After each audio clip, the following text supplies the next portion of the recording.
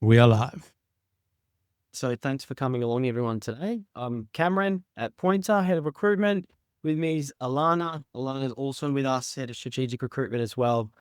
Bit of background on Alana and I. We both work across recruitment at Pointer, filling mostly revenue related roles, sales related roles, and with a multiple number of mostly B2B, SaaS, and tech vendors.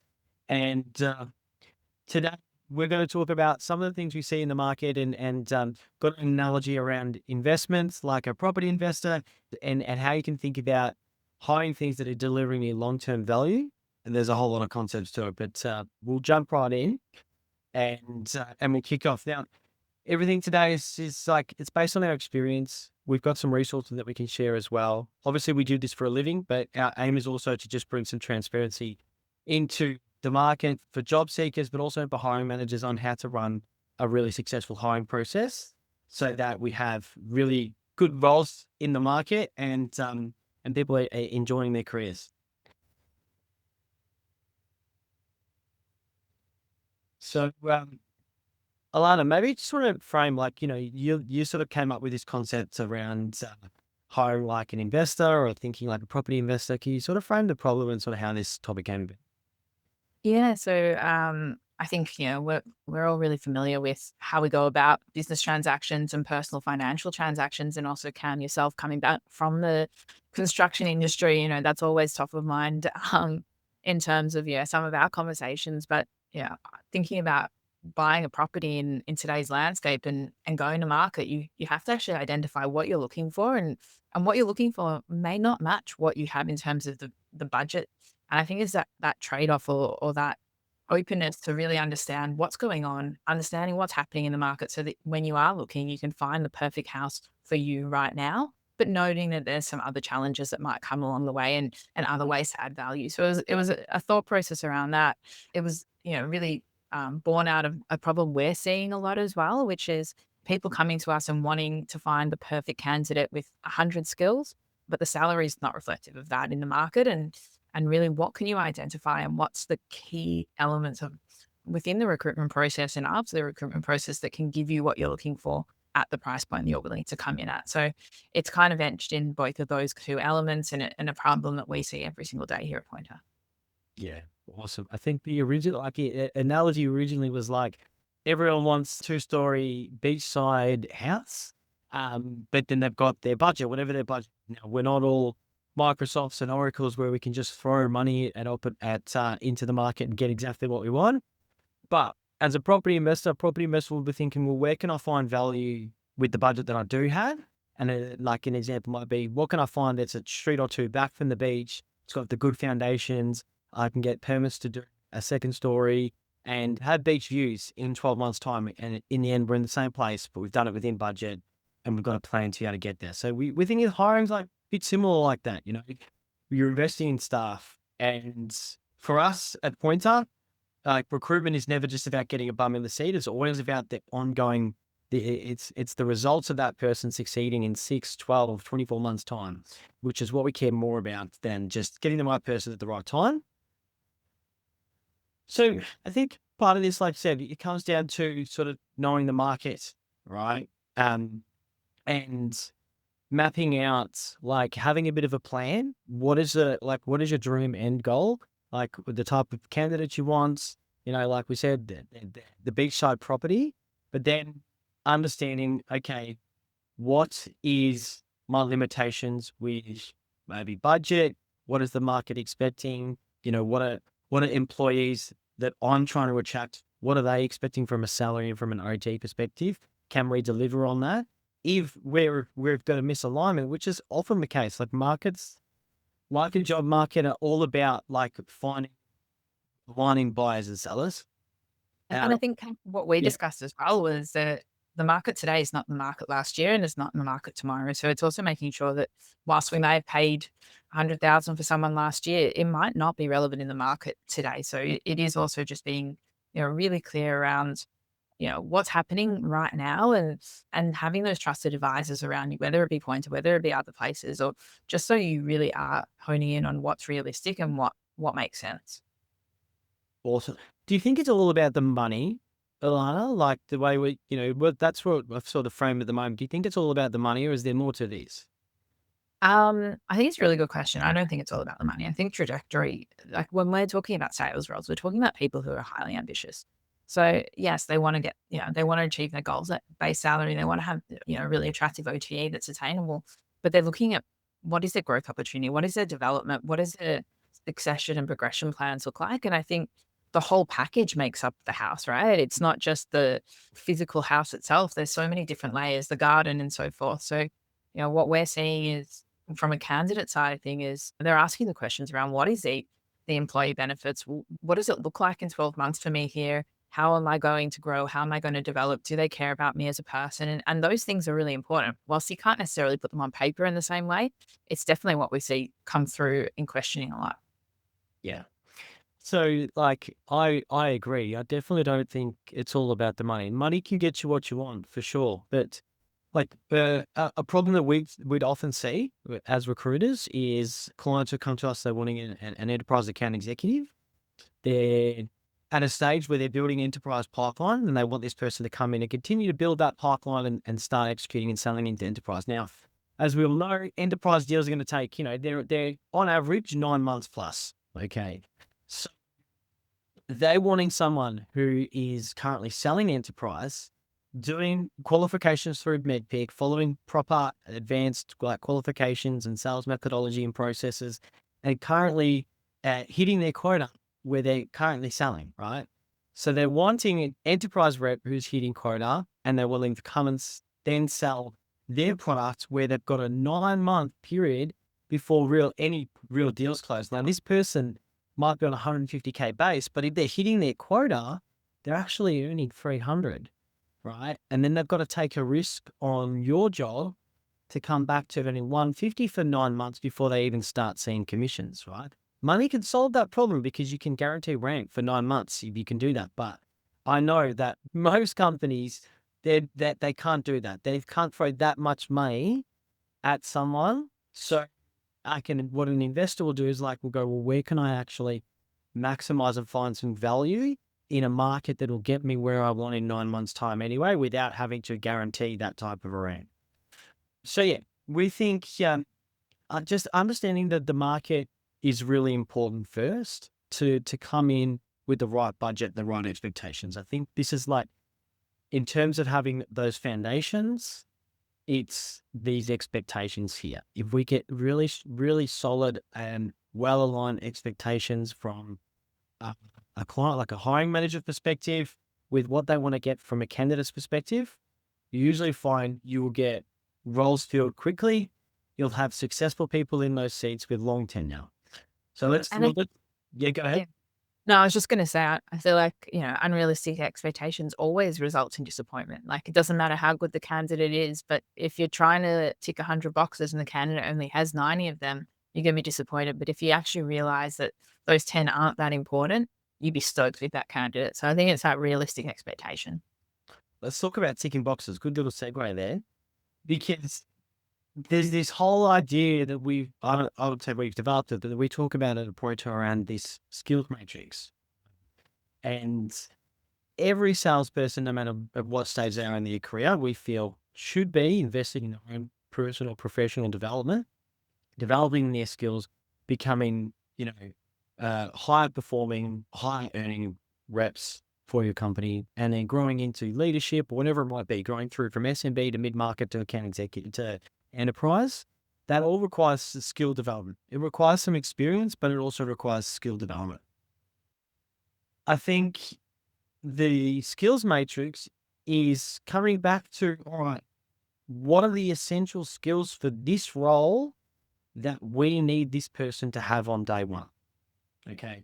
Because like I said, some skills are developed through training and practice. Others are just developed through, experience. All of those things you'll end up paying for, right? So the more critical skills that are the must-haves that we want this person to have on day one, likely means that the price for this person, the expected price for this person, is going up. So talk to us about how we go about thinking about the skills that this person must have, and identifying those before we even go into a hiring process, so we can set the expectations of salary and skills and experience, but also what comes after hire. So can you talk us through that, Laura? Yeah. So, when we're doing our job briefings and we're kind of working through, well, what does this role actually look like and who needs to be in seat to succeed in this? We are looking at, well, what are those skill sets required? Say for an AE, say for a BDM, what is the skill set that a top performing BDM needs to have? And we've unlocked and identified, I think maybe, 50 or 60 different skills that, would be reflected of that. And what we're looking at now is going, well, okay, well, what are the 10 of those skills that you need to have when you hire them on day one? What's that next tranche of skills that is really going to help them, but it's not mission critical on day one, but we can actually help upskill? That something that, can be done on the job. And a lot of the skills can be done on the job. I mean, learning by doing is probably, the biggest and most valuable way of improving your skill set. And so those are kind of things that we're also looking at and going, well, okay, so we need to have these things today. And what can we build tomorrow? What's that future? And what's a commitment we can then have to these candidates to help upskill them to that? But then, you look at those skills and you go, well, how can you actually validate it? How do you know just because they say they can, do consultative selling or, do high volume outreach? Can they? What does that actually look like? And that's something that, we're trying to really delve into a little bit more and understand how do we validate that through the hiring process and also post hire. So, there are skills that you just assume and that you have to, go through assumptions because you can't test on everything. So how do we do that post hire? And that's kind of what we're trying to, within our little ecosystem is what we're trying to uncover and see how we can add value and be that trusted advisor when we are going through that job briefing process so that we're setting them up for success. We're setting the hiring managers up for success with realistic expectations, but we're setting the candidate up for success for that future state of, okay, well, you're not, you don't have everything today, but you are going to get support to get there as well. Yeah. Yeah. I think this, so one of the, like, where this will come up often is, say we're talking with the client, we're briefing out a role and we're scoping out the requirements. It'll be what do you want from this person? What do you want to see in their resume, their experience and everything? Well, we want this and then, okay, and what is your budget for the salary for the role? And it's down here. It's like, okay, but the person that you just described, their salary is up here. We're currently down here. Okay. Doesn't mean we can't, like, there is a way forward. And that's what this skills matrix is all about. It's then becomes about, like an investor would, what can I, what is critical on day one that I need in day one? And I can verify those. They come pre-hire, right? There's some of the things that we might put into a case study with them, presentation, they're part of the interview kit, all of that. What can be assumed just through their experience and through their performance? And we maybe just need to validate some of those things post-hire, but some of these things we will just have to assume. Like you said, you can't test for everything. But then post-hire, where can we leverage our internal capabilities to overcome some of these gaps post-hire to get numbers 6, 7, 8, 9, 10 on our list within the first, 60 to 90 days, right? I think that's an important part of it. This is something that we've developed, which we'll share with anyone, for everyone watching or going through the recording and they're thinking, you know what, I'm hiring right now. Some of this is resonating and making a bit of sense. I haven't thought about hiring this intently at the pre-hire stage. This is a tool that you can use. It's live and free on our website. It will create an interview kit for you. This maps to the 100+ skills that we've identified at Pointer that cover the entire revenue bow tie and all different functions and roles within revenue. And we've tied those skills back to the certifications that we actually have. So for our Pointer clients, we can actually build them a rent plan and a professional development plan for this person once they're hired based on this skill selection. But still, for anyone who wants to use it, you can develop that yourself if you wanted to run your own process. So basically you can select by role type, by function type, and then you can go through and select skills that you want to check before hire, skills that you're happy to build into their ramp plan, and then skills that are just simply not needed. These are things that we don't have to focus on these now or potentially ever. And so this is a little bit what it looks like. It'll go through the skills. There's a whole lot more to it because I've just done one screen grab, but skills like establishing credibility early, opening conversations in and setting the agenda, listening actively. These are things that we've selected as we want to check before we hire. And these are things that can be checked through conversations and meetings that we might be having in interviews. Other things like articulating buyer problem and value clearly or handling objections, we want to build into the ramp. Okay. So we're not going to focus on the objection handling in the interview stage. We're happy to put those into the ramp period, which means that it's something that we either validate or we test for and then train them on a post hire. Once you go through all of that, I don't have another screen grab, but this will then actually then generate an entire interview kit for you.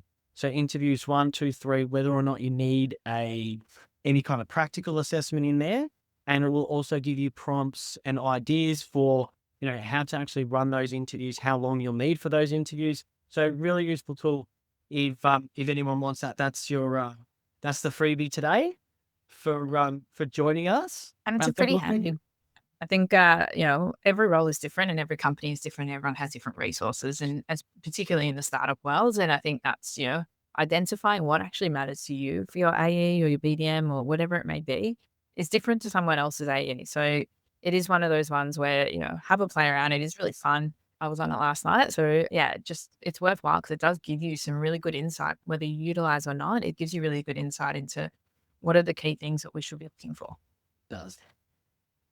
We'll talk about this in one of the later slides, but I think what it can help you do, if anything, is just identify actually what's important for you, and also maybe self-identify as a company, as a sales leader, what are the actual strengths that I can overcome that I don't actually have to. If this person has that gap, that's not such an issue for me. Like an example from the property investment world would be if I was an ex-plumber and I'm buying a property that needs bathroom renovations, that's awesome because I can do all of that work myself. That's a small hurdle to overcome, and we can save a lot of money and then get a good return on investment.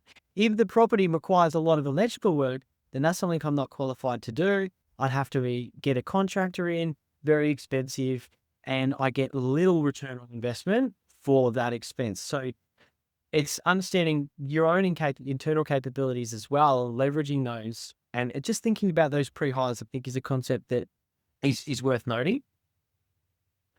Part 3 of this sort of 5-part process is like an investor will know how to inspect the property, and this is coming down to this sort of hiring phase. So a good investor is going to go into the property and is going to know what to look at, how to check out the foundations to know if things are solid, how to test those. Alana, I think this is something that we love doing, talking to salespeople. They know how to sell themselves, but they can sometimes just dance around an answer without actually ever answering it. Oh yeah, that happens way too often. But I think, yeah, it's you're looking at a listing when you're looking at a resume. It's the same thing. It's, it looks really pretty and shiny, and then you go to the house and you're like, oh, it's actually, there's some cracks on that wall. There's a lot more work that you thought needed to be done, despite the fact that they have that shiny little resume. And this is where we really try to delve into what are those skills that you can't necessarily be taught, but actually show the aptitude and the trajectory of that person, and the coachability, the hunger, those things come through and they shine through from conversations that we have. And those are the best candidates because the ones that are hungry, the ones that will listen and want to learn, they can make any average property incredible. They just need time and support. Yeah. The biggest mistake that you'd see here, is that, a hiring manager will just look at their tenure in each role, the years of experience they've got total in SaaS or B2B, and job titles without really understanding actually what's actually under the hood here, how they're performing. And another great analogy that I love here is the top draft picks in the AFL will more than likely tend to go on to be, a top 10 future player in the AFL, whereas your middle of the pack draft picks, they could still be in the league in 5 years' time, but they also could be frying burgers at McDonald's. The high performance usually precedes itself. It just cream rises to the top. If I was a high performing SDR and then I moved into an SMB account executive role and I was high performing in that, and then I got an opportunity in mid-market and I'm a high performer there, whether or not I've got the 10 years experience that you want on paper for your enterprise role, so far this person, that type of person, they don't fail. Failure's not an option. They overachieve on every challenge that they're presented with. The likelihood that they will perform well in enterprise is really high if you've got the capabilities to be able to mentor them and develop them into enterprise capabilities. So And those that's, that try the hardest, they're the ones that wanna make the biggest impact because they've got the most to prove. I think some of my best placements have been the underdogs or the wild cards, as I like to say, where I've been able to really advocate for them and they just don't let you down. People that are built and wired that way, they never let you down.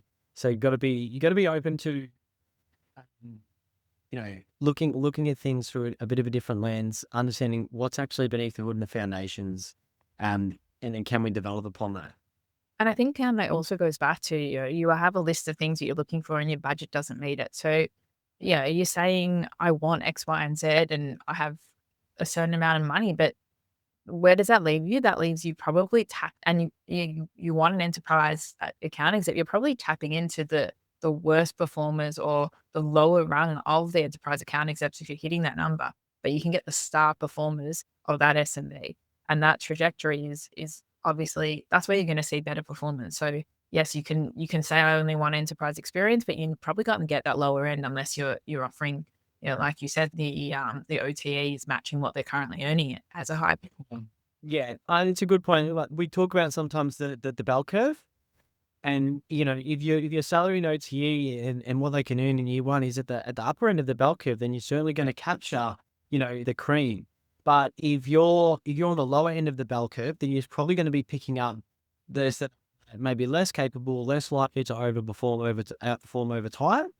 Whereas if if you are in that where your salary and OT is in the lower end of the bell curve, you're in the lower end of the bell curve for an enterprise AE, but you're in the upper end of the bell curve for a mid-market AE, right? Because that person might be earning 240 now, and even though they're going to come back and lower in base and they need time to build that pipeline, they'll do that because they want the opportunity to get into more complex enterprise capable roles.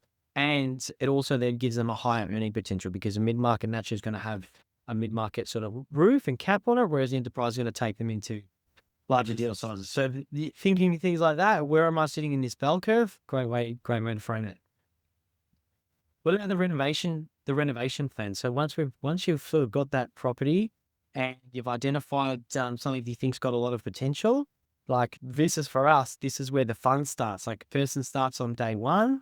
Like what mostly happens is they get the slapstick induction and a typical 30, 60 or 90-day onboarding plan. Then it's like, okay, you're off to the races now. You should know everything. Yeah, it's a funny one because when you think about a house, and we're talking about not buying the shiniest house, but buying that house that's that 2 or 3 streets back and, you've got all these ambitious plans and you've committed to essentially making these things happen and in a time frame that's realistic, then what are you actually gonna do to make that happen? So what's put in place? So, yes, you can have a 30, 60, 90-day onboarding plan that reflects your overall business and what they need to do in their day-to-day work, but those skill gaps we've identified earlier, where are we going to come in and who's gonna support them? How are they gonna upskill? What does that actually look like in reality so that you can get that beautiful shiny house by that time frame that you kind of had set in your expectations? And then how do you validate it? How do you know that, you're ready to go on all these renovations and, you're all set to have the perfect dream house? Yeah. Think this is the core ethos of sort of where we really want to have impact is sure laser sharp recruitment, finding you the right people, helping you align the role with the right type of candidate, and getting that the perfect person that you want in the seat. But we know that's like a good investment right there. It's the real returns come in the compounding effect of that person, and that investment over years, not just like, goes up 5% on day one. No, we want it to go up 15, 20%. And then the next year we're getting multiples on that again. And this is where I see like companies that do really, really well usually have high performing reps that have good tenure and good trajectory within their company. And part of that can be market conditions, product and everything as well. But a lot of that is the people behind it. And this is an important part of the process, thinking about that renovation plan, how we're going to continue to develop and grow. I Um, think that's probably what hiring managers don't usually think about. Being a hiring manager at times, you're thinking about how do you get them into role and how you get the best person, the best candidate into seat, how you get them performing as quickly as possible. But what's actual structure around that? Not, it's not necessarily a thought process. And what does that look like long term? yeah. So this is the last slide is bleeding into that sort of long term. It's like, okay, how do you then maximize your return? This is again going back to like, this is how we get things to compound over time. Like if this person does well in year one, we want them doing even better in year two and even better in year three. And we all know that the cost to replace someone is far outweighs the cost to invest in someone's ongoing development. But often that becomes an afterthought. Right. And this is a conversation we have all the time, Cam, where it's like you can't expect high performing salespeople to come into a role and just want to sit still. They're always wanting to better themselves. They're always wanting to do more and grow, and they want to see their trajectory and path, within the organization. So it's not just going, okay, they're in role, they're delivering, that's great. It's what's the next plan for them? What's going to give them the excitement so they don't have one eye out the door and they're not looking elsewhere, because the moment they are, you don't have them 100% committed to your goal. Yeah, and this is an internal challenge. Like this isn't something specifically that Pointer like as a service that we provide, but it's something that we see that's important. Like, and this is why we talk about it, because we want all of our candidates and all of our clients feeling successful within their roles and thriving and growing. And sometimes it's just the conversations, having these conversations regularly. Like, where do you see yourself going in this business? And as a manager, this is where I see your strengths are, and I can see you developing into this. Is that would you want to put in a plan to sort of work towards that? Having things that we're working towards. High performers, they don't sit stagnant. Right? They want to keep moving. They want the next thing, and if the next thing looks like it's somewhere else across the road, they're going to leave. And So that's all.